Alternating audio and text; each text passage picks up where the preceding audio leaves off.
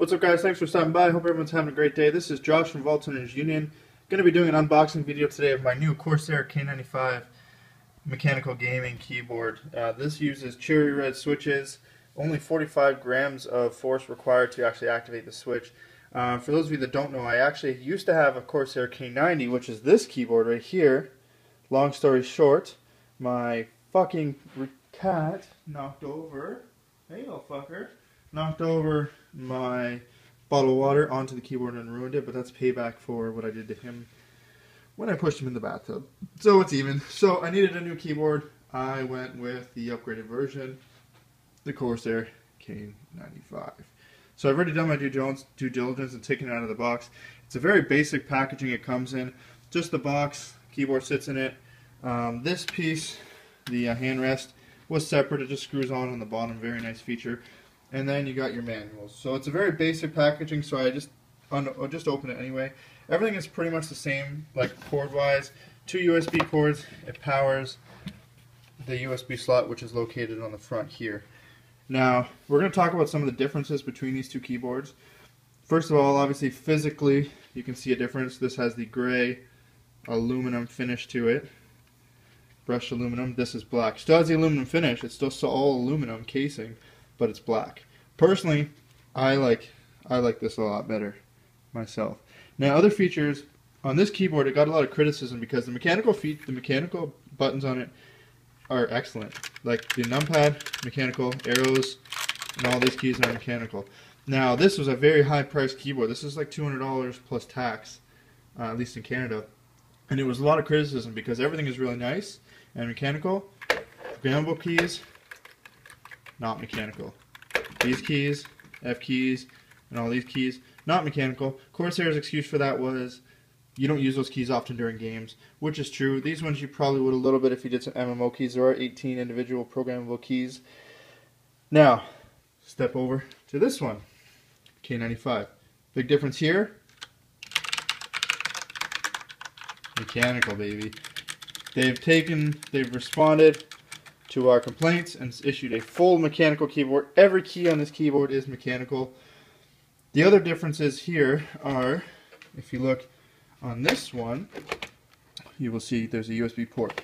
The power cord, or the USB cords for this keyboard have 2 ports. One of them powers the USB port on the keyboard, the other one powers the keyboard. I personally don't use the USB port on the keyboard, so I skip that. I only plug in the keyboard itself. This has the same thing. Now, you see the USB port. Actually, I think it might be a USB 3. I could be wrong. Now, this also has a switch beside it, and this is, see if I can get the focus on it. That's for BIOS. Corsair had some problems with the K90 because of the BIOS. Sometimes what happens is, you know, when you load up your Windows, you turn on your computer, it says press delete to enter setup, or press F8 or F12 for whatever you want to do. These keyboards did not work with that. So having those 4 BIOS profiles allows you to essentially get around that. So you can use this keyboard during the BIOS and boot sequence modifications and stuff like that. The other big thing with this is the backlighting, and I'm not going to be able to show you this, unfortunately. If you watch my review of this video for the K90, I'll post a link in the description for it.